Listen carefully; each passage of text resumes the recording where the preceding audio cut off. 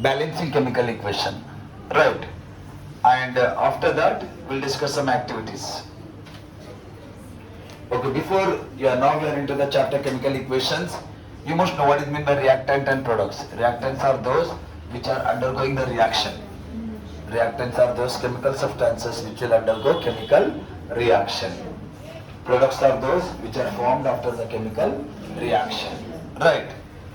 Now, why we need to balance the given equation? Because it has to satisfy the law of conservation of mass. So, to satisfy the law of conservation of mass, we must have to balance the given chemical equations if they are unbalanced. Right, so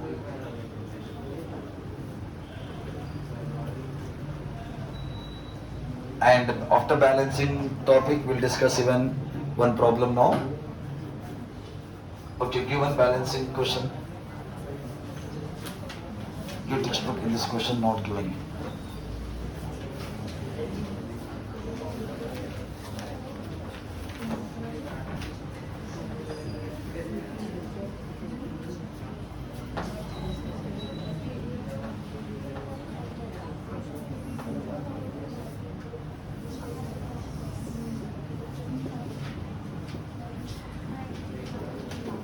Yeah, look at this one, everyone. Now,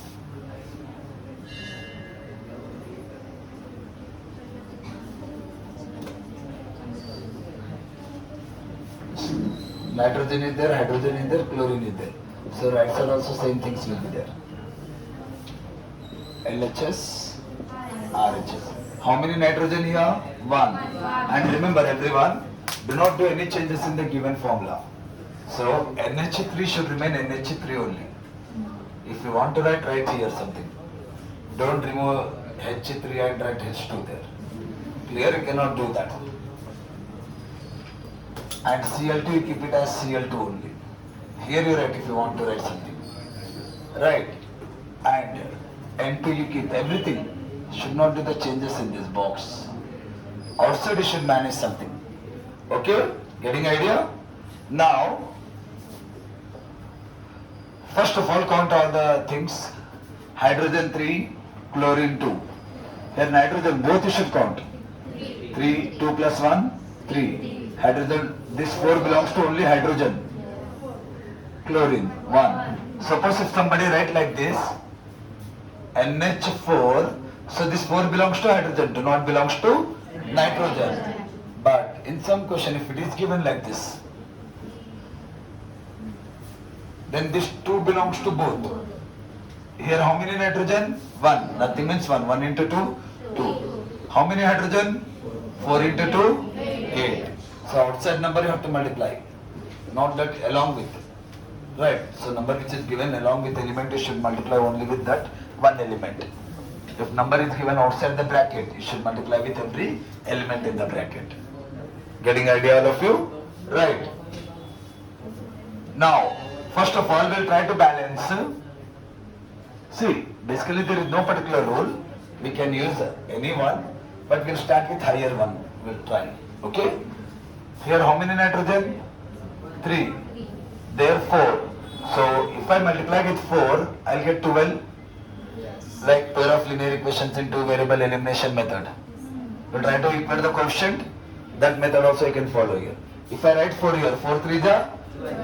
Here 4 is there. If I write 3, am I going to get that matching? Right? So I should make that hydrogen equal. So I'm writing here 3.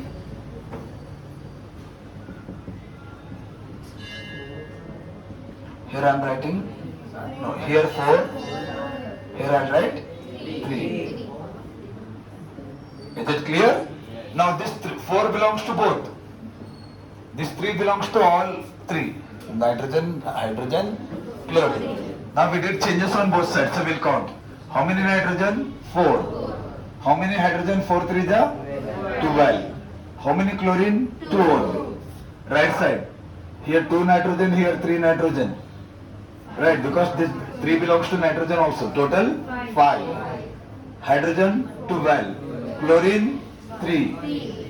This 3 also belongs to chlorine. Right? Clear? So once you done this, hydrogen become equal. Next we'll try to equate.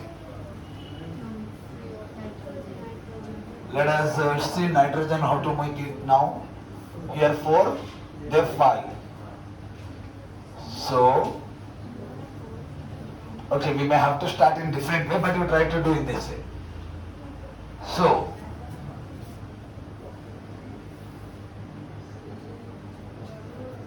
if I write 2 here, 7 will get 3, 9.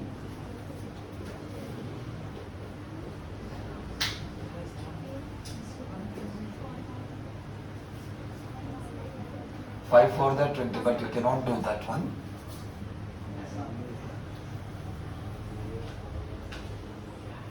We'll do in some other way, student. Don't start with this. Right.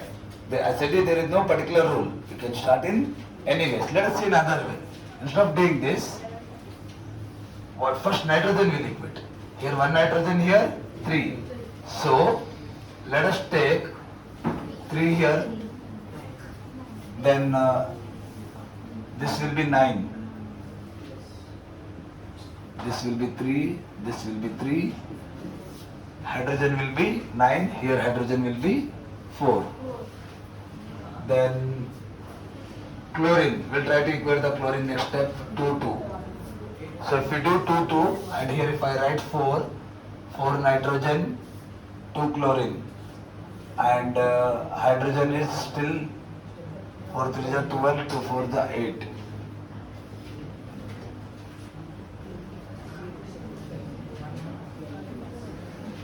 Then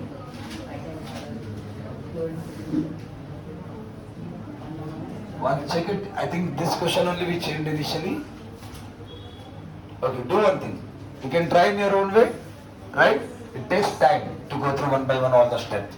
Sometimes steps will be very straightforward. Sometimes it may take some 10-12 minutes to solve it. Right?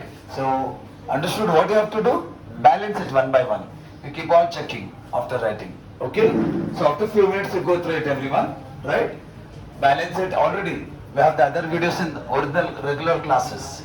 In that I have explained in details. That you follow. Clear? Okay, let us go with the next topic now. See, the topic is... Yeah, how many of you could do this? You can balance it, check the original video, first class video. In that this has been given in detailed format. Next, yeah, 3 activities. Look at here everyone. Activities we'll discuss now. You know in the first activity what is given?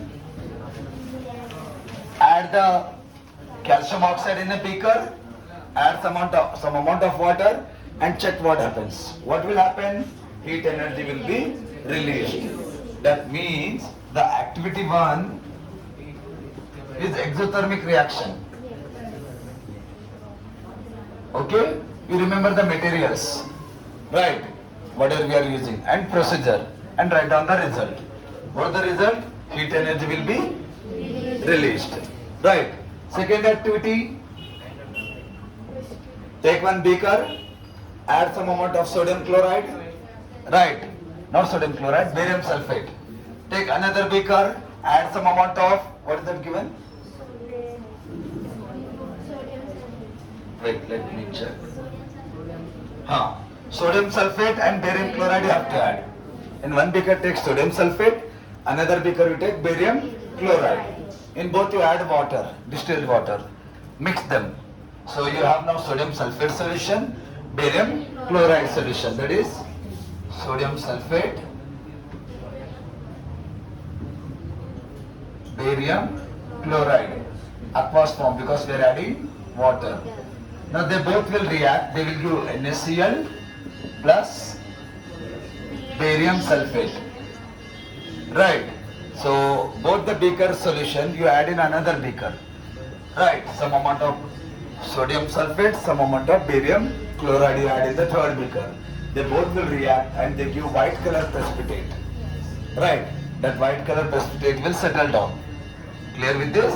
That white color precipitate in this activity is nothing but NaCl. Is it clear everyone? The left out liquid will be barium sulfate. Got with this point everyone? Third activity. See, in a conical flask, take some amount of dilute HCl and add zinc granules and close the conical flask with the help of rubber cork. And insert one delivery tube in that, and the delivery tube you should pass through the soap water. Now what you will see after some reaction happens, H2 gas will liberate. That gas will come out through the delivery tube and you can see the bubbles formed in the soap water. Right, in front of that soap water bubbles, you keep the burning matchstick or something. Then it will put off. Is that clear, everyone? So got with this point, all of you? Right, that is your activity number. Okay, both are same. Here also hydrogen gas now. Right, okay, in this I think they give directly. Concept is same. Whenever hydrogen gas will release, you can go through soap water or directly you can keep the matchstick. Right. In the soap water, what happens? Bubble will form from bubble. In the bubble, gas will be there. When the bubble will come up to the surface, gas will release and the matchstick will off. Getting with this point? So in this, instead of soap water, directly they did. But concept is both same. Is it clear? So in third activity, what is releasing? Hydrogen gas. Got with this point, everyone? In first activity, heat is released. Second activity, precipitate is formed. Third activity, hydrogen gas is released. So they will ask you to, they'll ask like this. Explain the activity in which heat is released. Which activity is explained now? First one. Right. Sometimes they'll ask, explain the procedure and the materials required in the activity in which precipitate is formed. So second activity. Getting with this point, everyone? So clear with these three activities shortly? Yes. Right. Next. What is meant by endothermic reaction? The reaction in which heat energy is observed is known as endothermic reaction. And the reaction in which heat energy is released is known as exothermic. Next, making chemical equation more informative. And here we'll have one of the super form problem that may come for 6 marks. Already practiced? See, chemical equation more informative means how will make chemical equation more informative? By writing their physical state in front of their compound. Many compounds will be there in equation. Suppose if some compound is solid, so you write S. If some compound is liquid, you write L. If some compound is like aqueous, you write AQ. If some compound is gaseous, you write downward arrow or G. Not downward, upward arrow. If some compound is precipitate, means solid, that time you can write downward arrow also. Precipitate will settle down, that's why downward arrow. Gases will goes upside, that's why upward arrow. Clear? And sometimes heat energy released, heat energy absorbed, that also have to show. And yeah, plus 2, minus 2 concept once you go through it. Okay?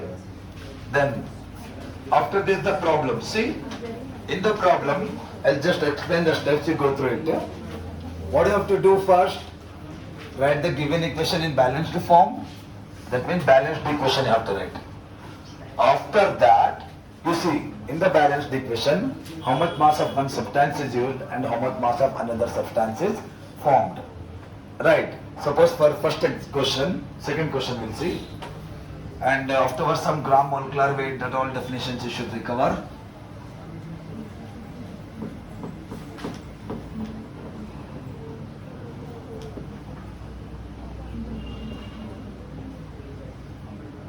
These masses you may have to remember, sometimes they won't give. If they give it is good, if they don't give you have to do it. Right, clear? Now, if you use 46 gram of sodium, how much of hydrogen you are getting? 2 grams. So you write like this, 46 gram of sodium will give 2 gram of hydrogen.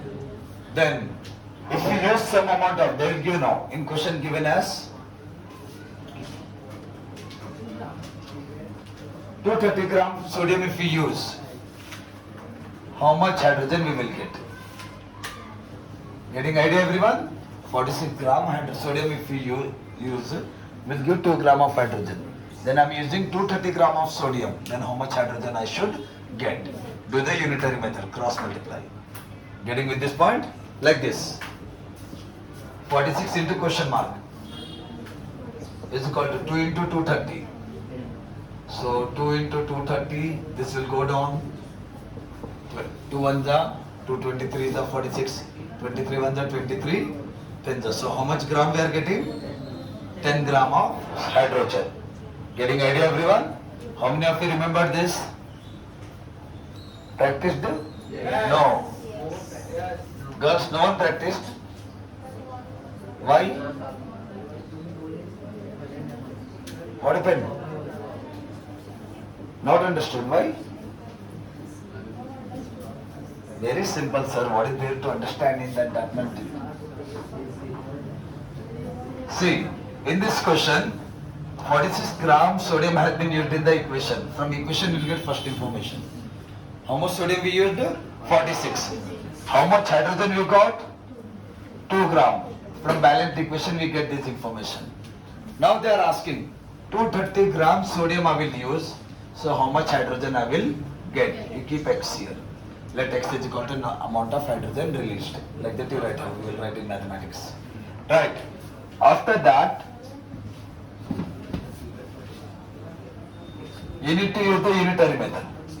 So cross multiply. 46 into X, 2 into 230. Then I need X value.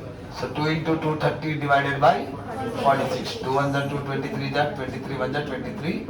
10 just. So we got 10 gram of hydrogen. Is it clear everyone? So we got 10 gram of hydrogen.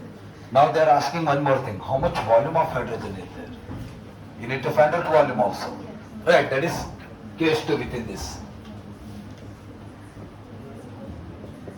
See, volume of hydrogen, always remember, at STP, any gas will occupy 22.4 liters of volume. Right, 1 gram molar mass of any gas will occupy how much?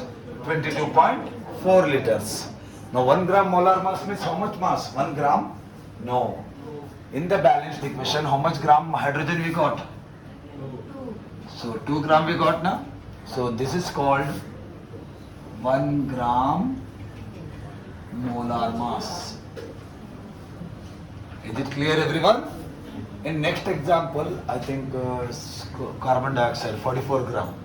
In next third question. Yes. So 44 gram of carbon dioxide is released. Yes. That means 1 gram molar mass is how much in that case? 44 gram. Right, 1 gram molar mass मतलब जितना भी एक balanced equation में gas release होता, right, जितना भी gas release होगा, suppose 2 ग्राम हो या 44 ग्राम हो, जितना भी वेट रिलीज हो रहा है उसी को बोलेंगे 1 gram molar mass. Right. So the mass, the amount of gas released in a balanced equation is known as 1 gram molar mass of that gas. So what is the 1 gram molar mass in this? 2 gram. What is the 1 gram molar mass in next question? 44 gram. What is the 1 gram molar mass in something else? You see the gas and decide the mass. Okay? Right. So now 2 gram should have how much volume? 22.4 at STP. This is standard one. At STP, 1 gram molar mass should have 22.4 liters of volume. Then 2 gram will have how much now? 22.4. How much gram we got? 10 gram you write. Then how much it will have? Occupy. 2 gram will occupy this much. 10 gram will occupy how much? You need to find out that. Clear? Again do the cross multiply. 2 into x, 10 into 22.4. 2 will go there. 5 just. So 5 into 22.4. You multiply and write the answer. Getting idea everyone? Right? Understood these two cases? Volume and mass. Observe it for a while.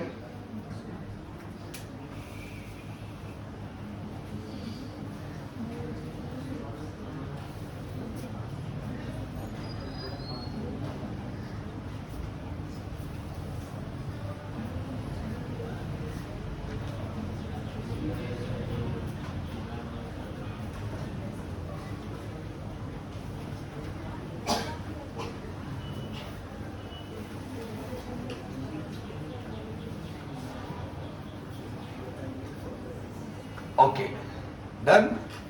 Next, Avogadro number. They will ask number of molecules also. So that is related to at STP. any gas will occupy Avogadro number of molecules. Now what is Avogadro number value? 6.02 into 10 to the power of 23 molecules. Right. So 1 gram molar mass of any gas at STP will have how many molecules? 6.02 into 10 to the power of 23 molecules. So according to this question, 2 gram hydrogen will have how much? There are many molecules because 1 gram molar mass is how much in this case? 2 gram. So 2 gram will have this many molecules. How much gram we got? So 10 gram will have how many molecules? Getting idea? Again do the cross multiply, same method and solve it. Clear? Okay, observe it. Then with this we'll end up with these problems in this chapter. Practice it now. Right? Yeah, observe it for a while now.